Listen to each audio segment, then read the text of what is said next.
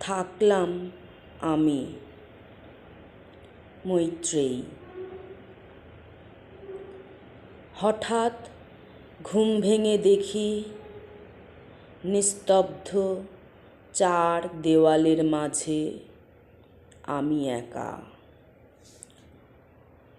অগুনতি নিঃশ্বাসের স্রোত শুকিয়ে গেছে অজান্তে,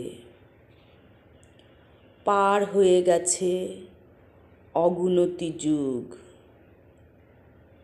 নিঃশব্দ পাহাড়ের মাঝে ছাইয়ের আস্তরণে কান পেতে নিজের হৃৎপিণ্ডের শব্দ শুনি। ঘন রাত পার হয়ে যায় একান্ত সহবাসে।